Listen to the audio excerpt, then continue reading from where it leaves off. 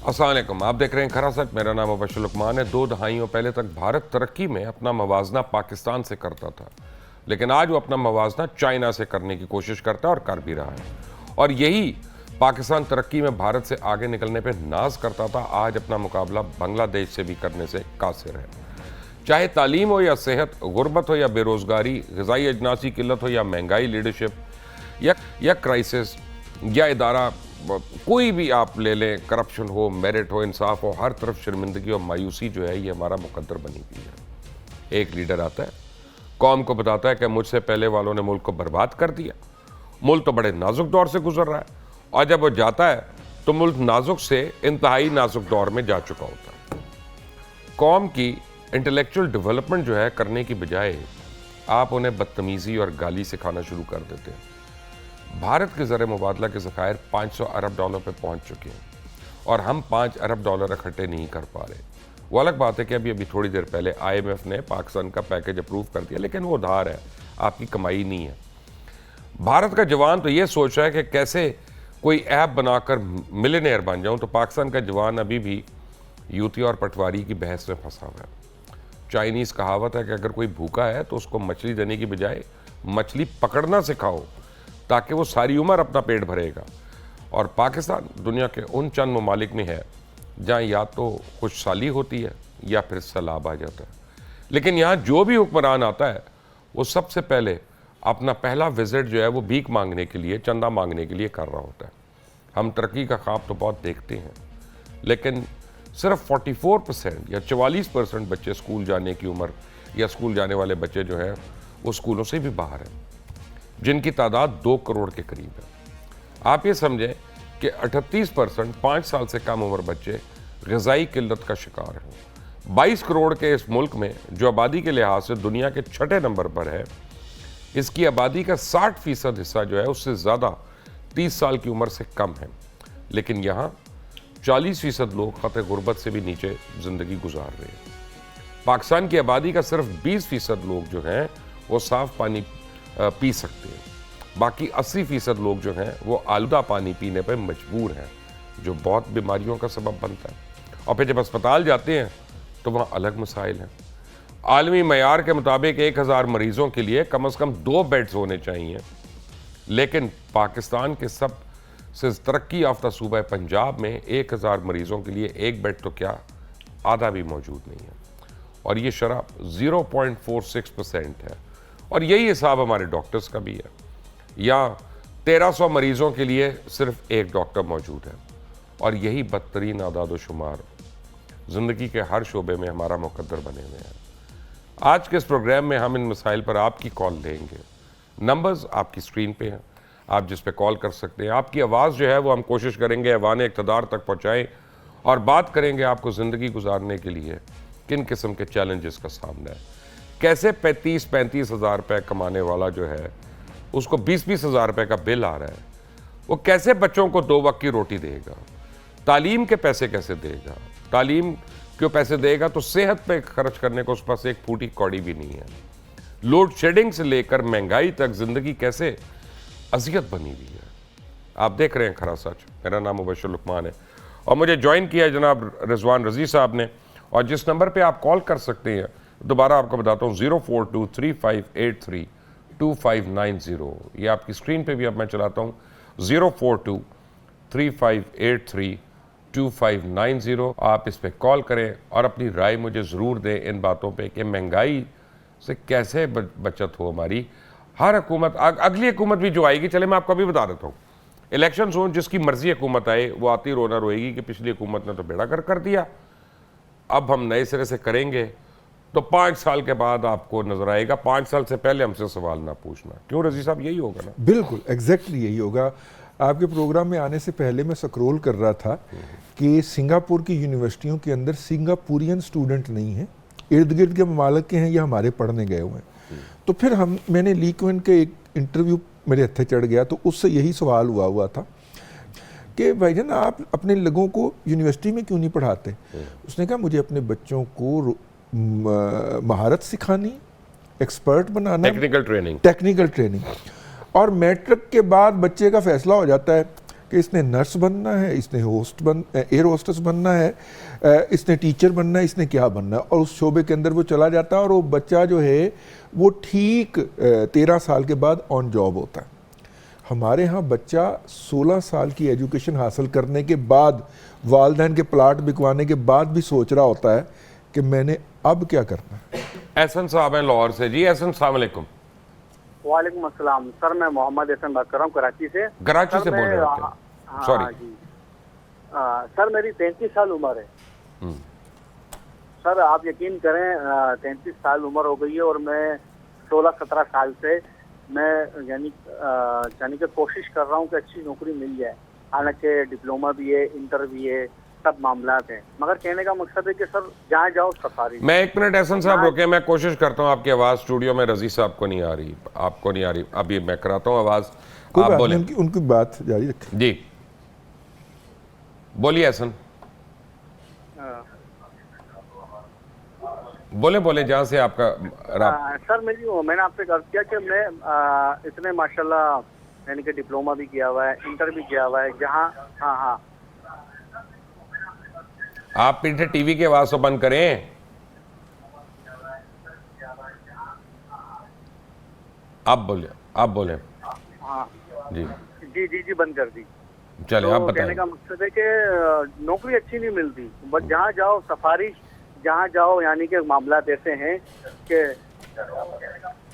ठीक है। मोहम्मद एहसन है जी कराची से। रजी साहब आप सुन नहीं सके, वो ये कह रहे हैं कि मेरे पास डिप्लोमा भी है, टेक्निकल ट्रेनिंग, मेरे पास सर्टिफिकेट्स हैं सारे, लेकिन 15 साल हो गए मुझे नौकरी नहीं मिल रही है। अब अंदाज़ा करें कि बिजनेसमैन कहता है कि जी हमें स्किल्ड मैन पावर नहीं मिलती, ये स्किल्ड मैन पावर है, इसको नौकरी नहीं मिलती। ये कितना बड़ा मिसमैच नहीं होगी बेचारे के पास, ये कितना बड़ा या किसी को खिलाने के पैसे नहीं होंगे, ये भी गरीब का बाल होगा ना, ये भी हो सकता है, मातड़ होगा हमारी तरह। तो मैं ये अर्ज कर रहा था कि देखिए उन्होंने स्किल सेट बच्चे का रुझान देख के सेट की हुई है। दैट्स वाई सिंगापुर इस वक्त दुनिया का द मोस्ट तरक्की याफ्ता मुल्क इस खित्ते के अंदर। कितना 240 बिलियन का उनका जो है वो जीडीपी है पर एनम। हाँ, और सिंगापुर आपको पता है आबादी कितनी है? 40 लाख। और सिंगापुर में काम कितने लोग करते हैं? 11 लाख। और 11 लाख लोगों की जो पैदावार है वो तमाम इस्लामी मुल्क मिला ले दुनिया के, और तेल की आप प्राइस यानी अलग कर दें उसकी वैल्यू, तो उनकी हमारी 2.25 बिलियन मुसलमानों से 11 लाख लोगों की इफादियत ज़्यादा है। आप अंदाज़ा फरमाएं क्यों? उन्होंने महारत दी। आप देखिए एजुकेशन और टेक्निकल एजुकेशन हमारी किसी हुकूमत की तरजीह ही नहीं होगी। अब बजट उठा के देख लीजिएगा आप, ये जो मंशूर जारी होंगे इलेक्शन के, ये देख लीजिएगा। सफदर साहब देखते हैं क्या कहते हैं, रावलपिंडी से हैं जी। सफदर अस्सलाम वालेकुम। सलाम सर, मैं टेलर का काम करना, मेरा 18,000 रुपया बिल आया, मैं घर का बिल 18,000। किस चीज का काम कर रहे हो? मैं टेलर का काम करना। टेलर अच्छा, मास्टर टेलर माशाल्लाह। ते 18,000 रुपया घर का बिल आया मेरा। तो की चलाते हो घर च? कितों दे सकता? 35,000 रुपया किराया मकान का।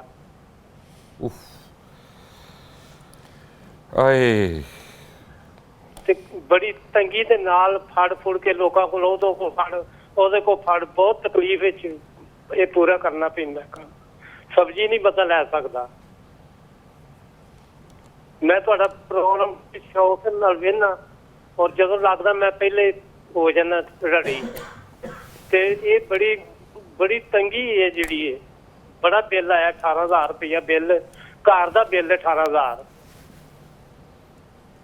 सफदर साहब है तो जुल्म है, बस मेहरबानी अल्लाह ताला रहम करे यार। 51,000 रुपया एक टेलर जो है उसका बेसिक खर्चा किराया और बिजली, यानी ये उसके अभी किचन नहीं आया उसके अंदर, अभी बच्चों की तालीम नहीं आया, वही मैं कह रहा हूँ किचन नहीं आया उसके अंदर, अभी बच्चों की तालीम नहीं आई, कोई बीमारी नहीं आई, ट्रैवल नहीं आया, अभी कोई बीमारी नहीं आई, जो आने जाने का उसका खर्चा नहीं है। हाँ, यानी पेट्रोल का नहीं डाला, पर मोटरसाइकिल का या वैन का खर्चा जो है कैसे गुजारा करेगा? आप अंदाजा फरमाएं। और उसकी अर्निंग जो है, उसकी अर्निंग दिन ब दिन कमजोर हो जा रही, स्क्वीज होती जा रही। और किसी भी हुकूमत के पास जो है वो इसका कोई इलाज नहीं है, बल्कि हुकूमत से जब इसकी तरफ तवज्जो दिलवाई जाती है तो वो आगे से हमें कहती है कि देखो इसराइल ने इमरान खान की हिमायत कर दी है। आप उससे इसका उसका सफदर इशू ही का नहीं क्या है, ताल्लुक है? उसका इशू ही नहीं है, ये महंगाई उसका इशू ही नहीं है। आप हुकूमती ज़ोमा से महंगाई के ऊपर बात करें तो या तो वो कहेंगे जी ये इमरान खान साहब का जो दौरे हुकूमत था उसका नतीजा है, या वो कहेंगे हमारा उससे कोई ताल्लुक ही नहीं है। अच्छा, देखते हैं मुल्तान से सजाद साहब क्या कहते हैं। जी भाईजान, अस्सलाम वालेकुम सजाद साहब। जी वालेकुम अस्सलाम, कैसे हैं सर? मुबशर मैं साहब, खैरियत से? अल्हम्दुलिल्लाह, आप सुनाए खैरियत से? अच्छा सर जी, जो आपने टॉपिक चुना हुआ है जिस भी अंदाज से, माशाल्लाह से बहुत ही अच्छा है। हर Thank you. हुकूमत आती है, हर हुकूमत अपना एक नया नया प्रोग्राम देती है। पिछली हुकूमत ने तो बाकायदा लंगर खाने ही बना दिए, बजाय इसके कि कोई कारखाने बनाते, किसी लोगों को इंडस्ट्री में जगह मिलती, लोग बेहतर रोजगार कमाते। तो इसी तरह से जब आप लोगों को बेकारी बनाने की तरफ तरगीब करेंगे तो सोचें कि बनेगा क्या फिर इस कौम का। जब आप अच्छे लोग पैदा ही नहीं कर सकेंगे तो किस तरह से आगे चलाएंगे। दूसरी बात, जो सिंगापुर की आप अभी मिसाल दे रहे थे, तो सिंगापुर की सड़कों पे अगर आप चले जाएं और बारिश आ जाए तो 2 मिनट के बाद आपको वो सड़कें साफ नजर आती हैं, क्योंकि उन्होंने अपने लोगों को एजुकेट ही इस तरह से किया हुआ है कि कोई गंदगी, कोई कचरा, कोई चीज इस तरह की ना हो कि उनका। नहीं, आप च्युइंगम अगर फेंके तो $500 फाइन है, सड़क पे च्युइंगम फेंके तो। बिल्कुल ऐसा ही है। नहीं तो यहाँ पर तो कचरों के अंबार हैं, यहाँ पर तो गलाजत के ढेर हैं, क्योंकि हम ना तो लोगों को प्रॉपर एजुकेट कर पा रहे हैं, ना हम बेसिक बुनियादी जो तालीम जो शुरू से ही उनके ज़हन में बच्चों से स्टार्ट होनी चाहिए उसका अलग से फुकदान। फकीरों वाला हमारा हुलिया, गुर्बत हमारी दहलीज पर, भूख नंग हमारे घरों में नाच रही है, और उस पर हम सोचें कि हम बहुत अच्छे लोग आगे ला सकते हैं और बहुत अच्छी हम तवक्को कोई बांध सकते हैं, तो वो बिल्कुल ही गलत सी बात है।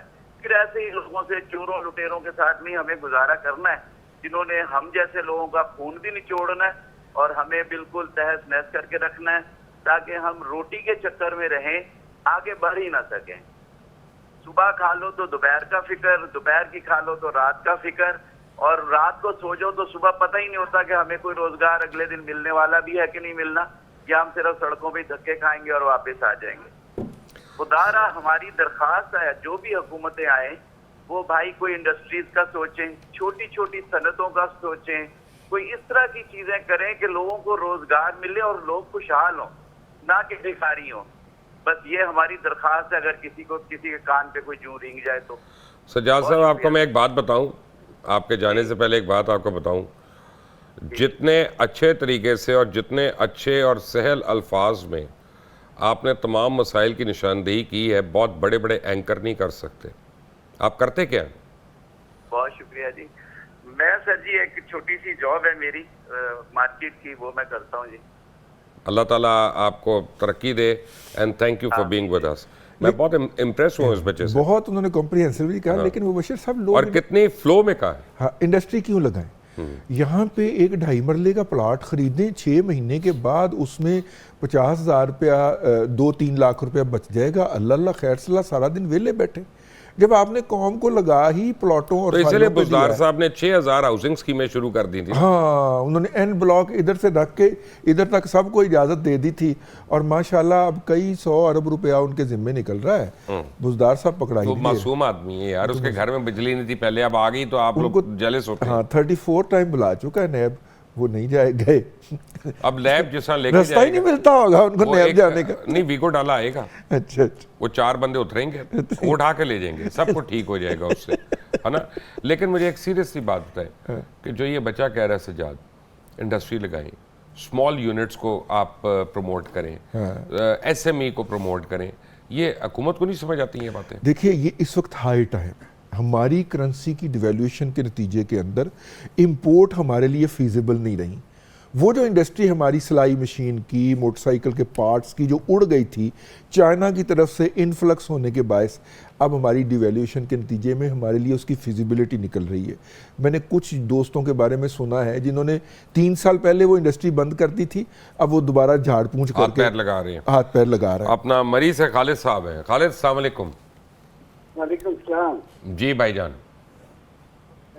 जी, सुखमान भाई ठीक है, आप खैरियत से? मैं अल्हम्दुलिल्लाह, आप बताएं क्या कहना चाहते हैं? जी सर, ये गुर्बत का रोना धोना तो मैं नहीं दूंगा। 65 ईयर मेरी उम्र है। हमने ये हुकूमतें बहुत सारी देखी है, लेकिन खुदारा ये हुक्मरान जो हैं इनसे कहें कि खर्चा कम करें। एक वजीर जा रहा है और उस मतलब 18 गाड़ियां उसके साथ। सही कह रहे हैं।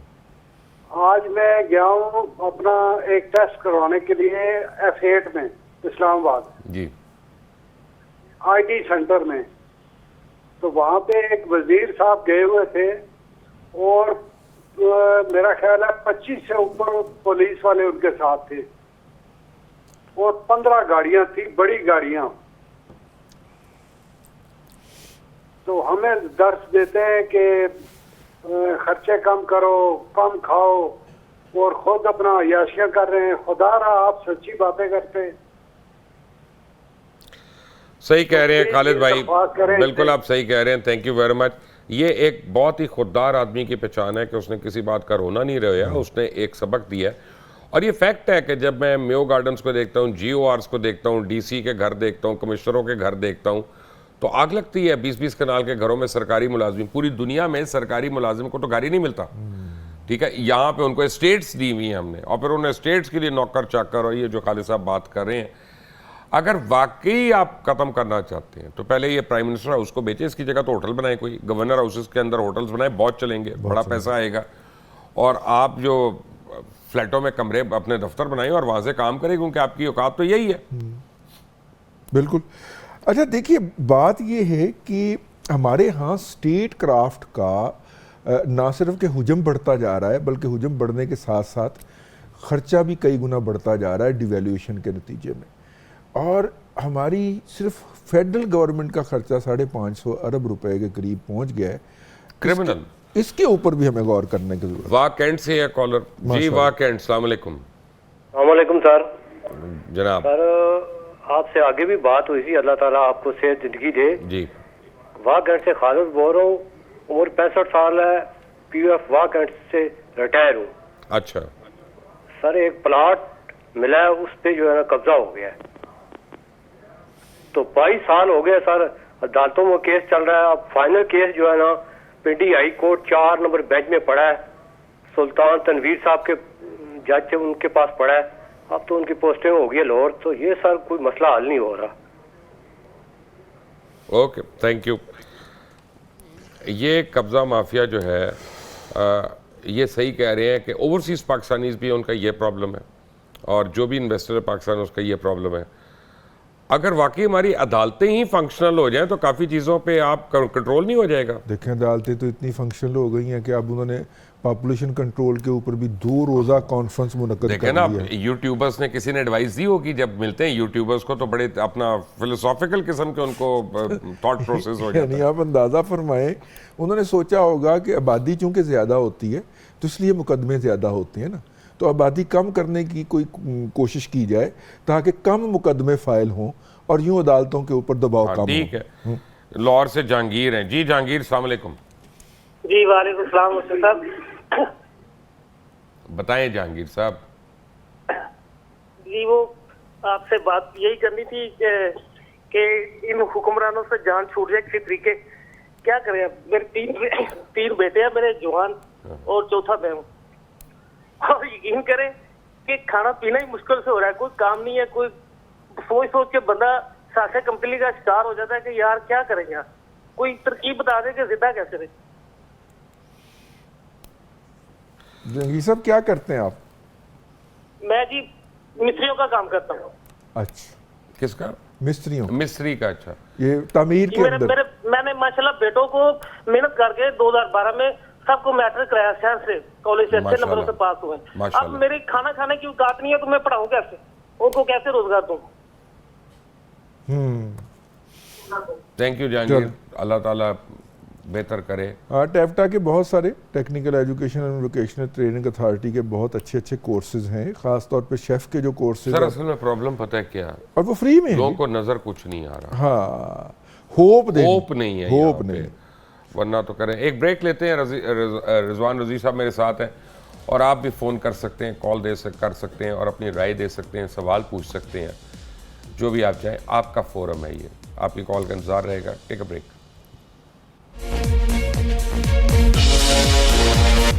Welcome back. रिजवान रजी हमारे साथ हैं, लेकिन साथ ही मुजफ्फराबाद से अजमल कुरैशी भी हमारे साथ हैं। कुरैशी साहब, अस्सलाम वालेकुम।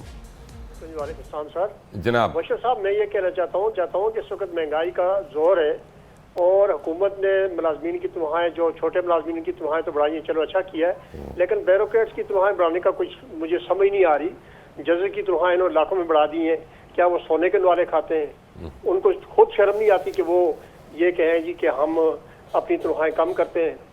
एक अरबों रुपए का ये बजट जाता है। इसी तरह से वापडा है, वापडा में जो लोग हैं, बिजली वाले हैं, उनको बिजली फ्री मिलती है, जजेस को फ्री मिलती है, ब्यूरोक्रेट जितने इन सबको फ्री मिलती है।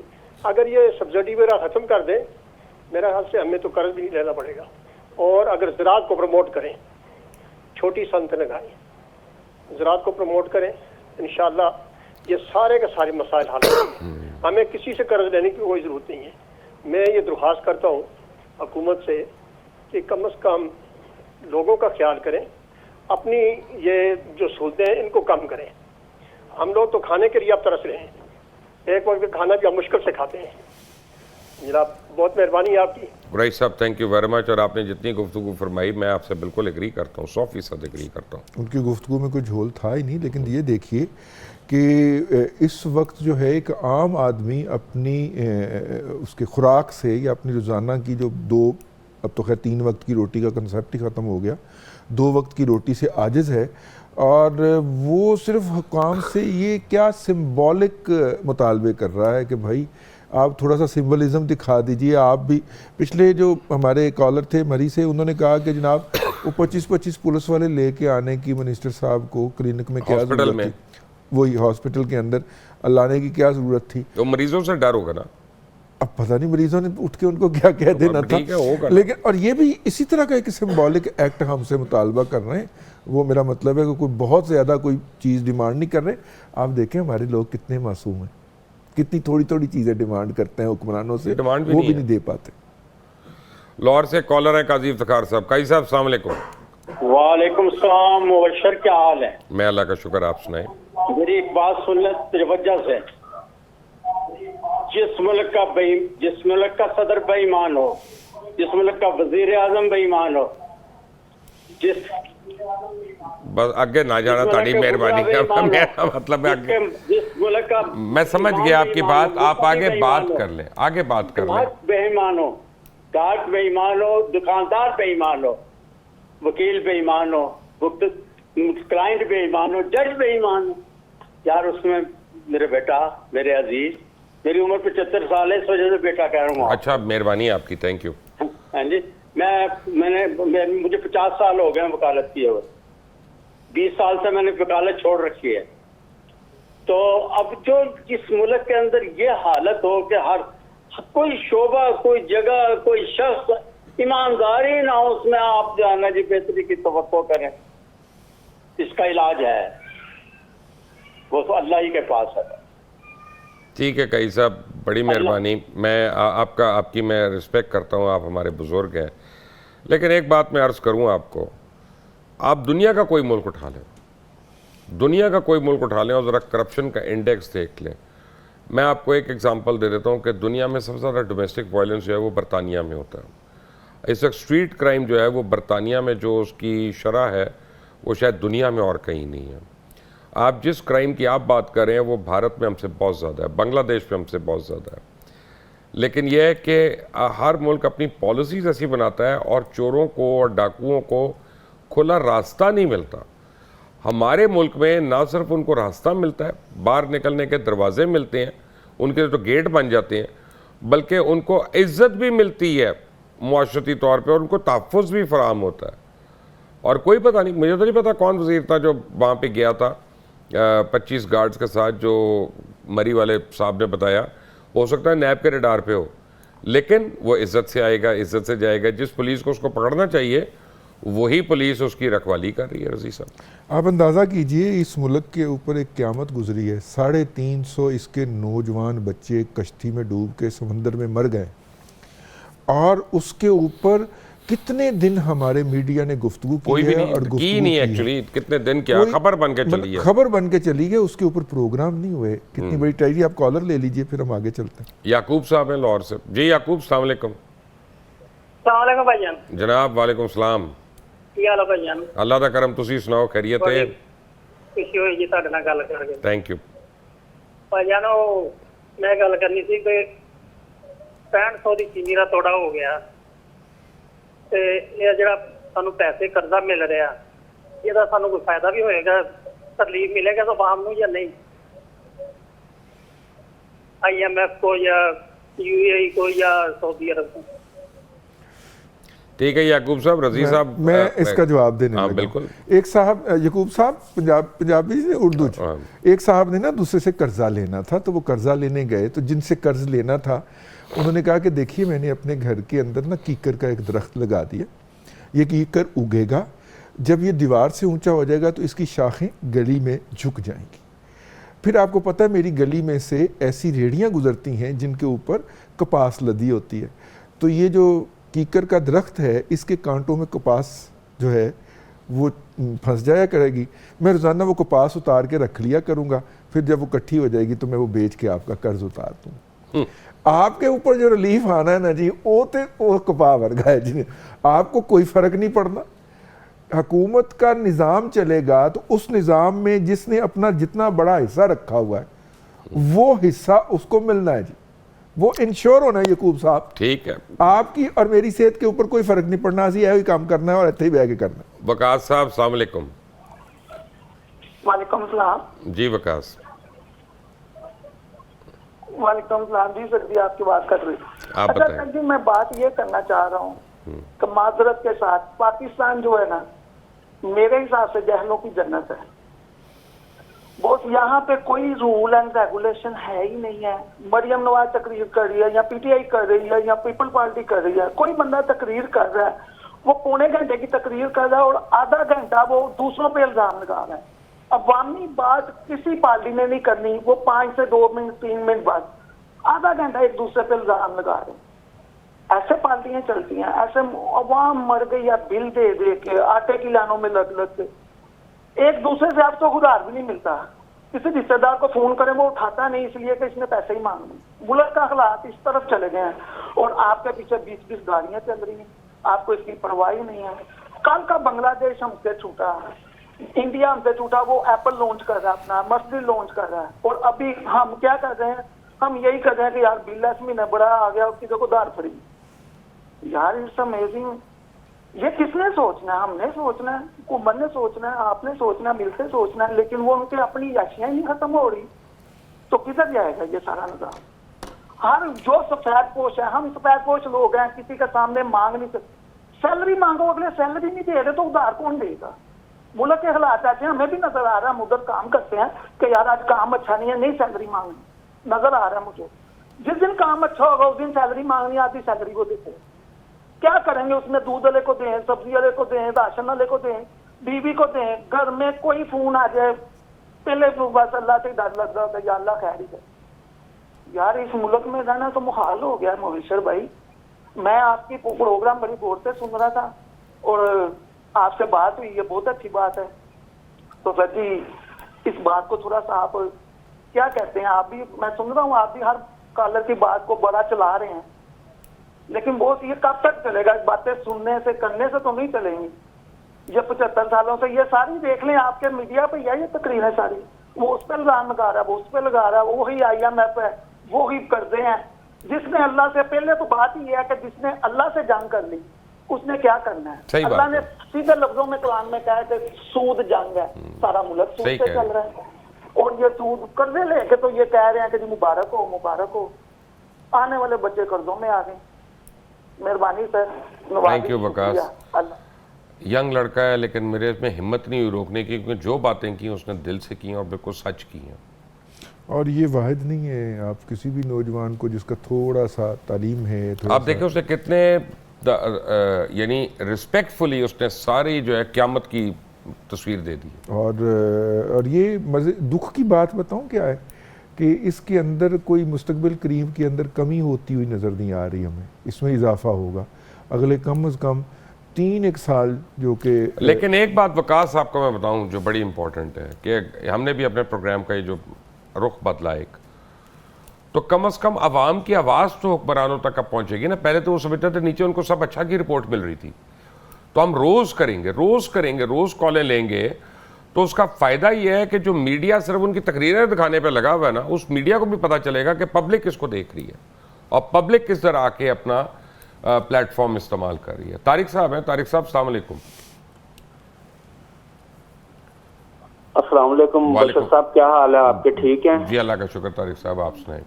हाँ जी, लाहौर से बात कर रहा हूँ जी। जी तारिक भाई, देखिए जी, ये जो हमारे हुक्मरान हैं इनको अपने प्रोटोकॉलों के अलावा अगर टाइम की फुर्सत हो तो ये हमारी इवाम के बारे में कुछ सोचे ना।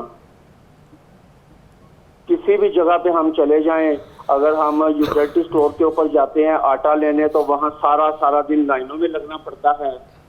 अगर हम बिल जमा करवाने चले जाएं वहाँ पे लाइनों में लगना पड़ता है। अगर हम किसी हॉस्पिटल में चले जाएं तो वहाँ पे डॉक्टरों की हड़ताल होगी और जो मरीज हॉस्पिटल्स में सारे एडमिट हैं वो कहाँ जाएं, इनके बारे में कोई भी नहीं सोचता।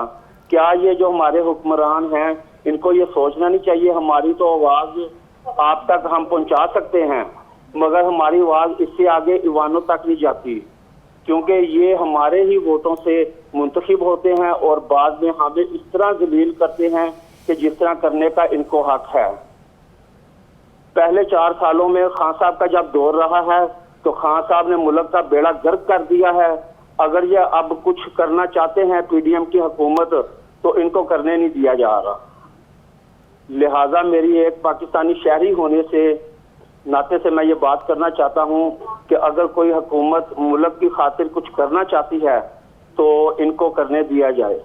बहुत बहुत शुक्रिया। थैंक यू तारिक साहब। एक छोटी सी ब्रेक लेते हैं। यहाँ पे रिजवान अजीम मेरे साथ हैं, आप भी कॉल कर सकते हैं। Take a break.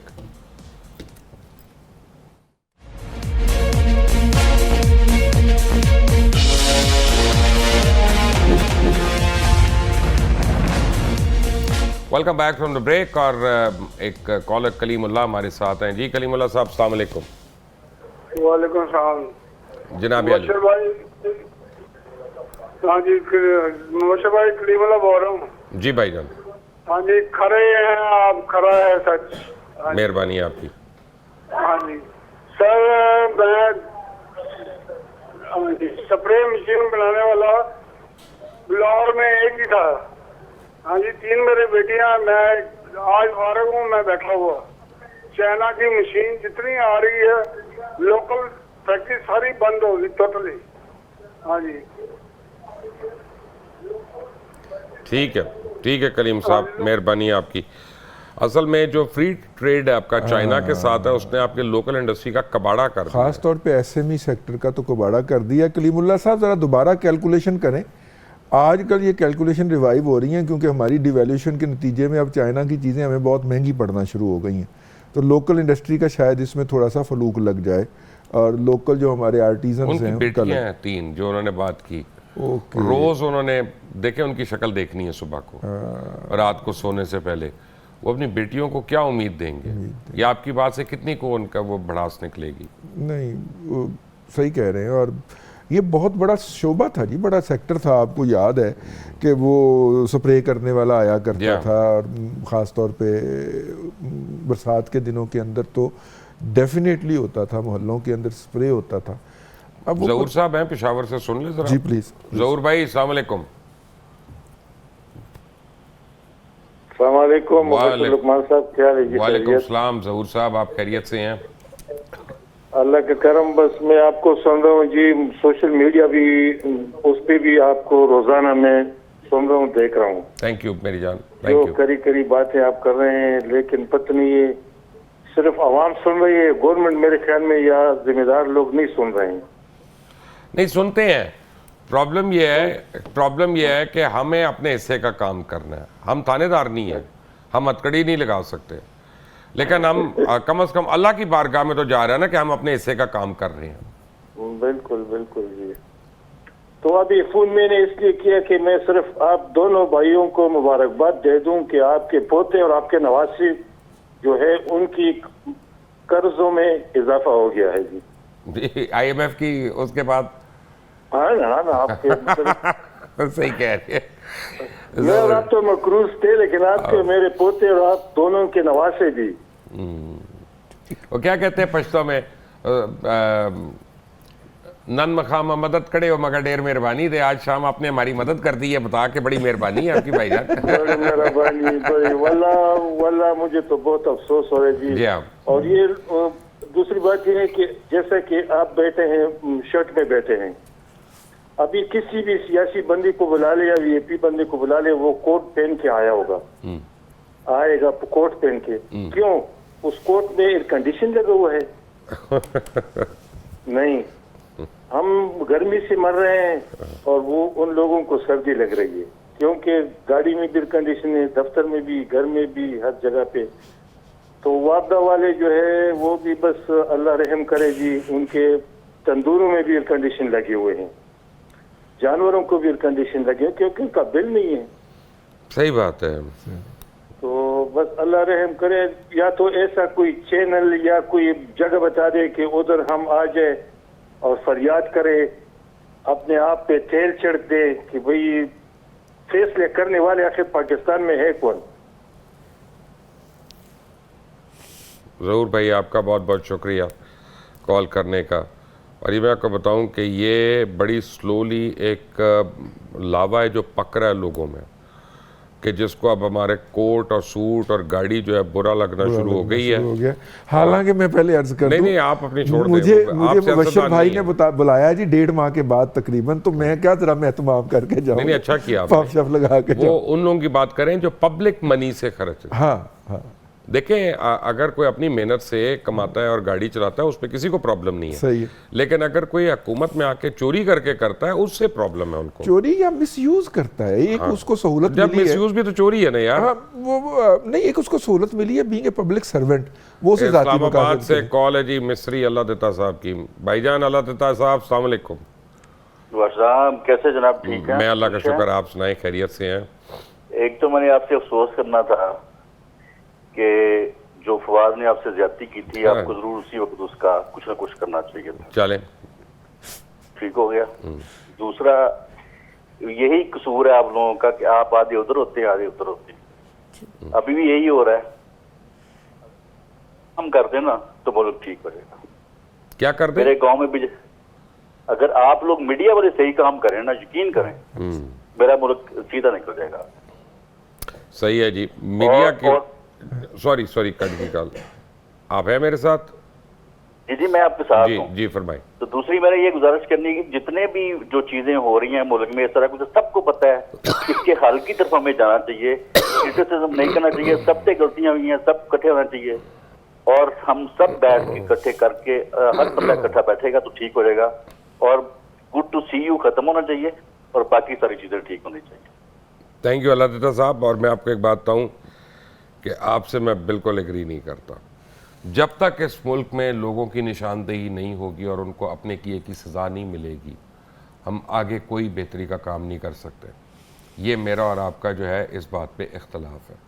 और एक बात पे मैं आपसे बिल्कुल इत्तफाक करता हूँ, वो ये है कि मीडिया अगर अपनी जिम्मेदारी सही निभा रहा हो तो शायद हुकूमत जो है वो भी चेक एंड बैलेंस हो उसके ऊपर। क्यों जी? Last minute. बिल्कुल बिल्कुल आपने दुरुस्त कहा, मीडिया वॉच डॉग है, लेकिन जब मीडिया स्टेक होल्डर बन जाता है तो वो फिर अपना रोल छोड़ देता है और स्टेक होल्डर बन के उसी तरह शरीक हो जाता है उसके अंदर भी जो पहले कुछ चल रहा होता।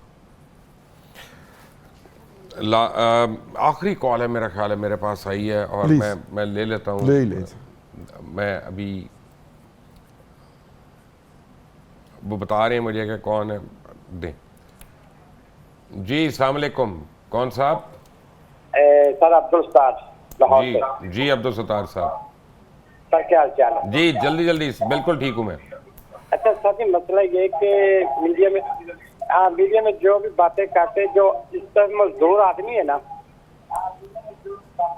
आप पीछे टीवी की आवाज बंद करें। अच्छा सर, अच्छा एक मिनट जल्दी बताएं।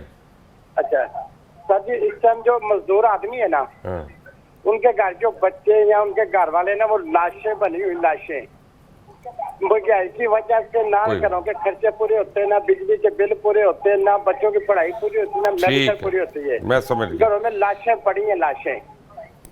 अल्लाह ताला रहम करे। आप देख रहे हैं खरा सच, और मैं कॉल इसलिए मुझे काटनी पड़ी क्योंकि बिल्कुल हम ओवर चले गए थे टाइम से, लेकिन ये कॉल्स का सिलसिला जारी है।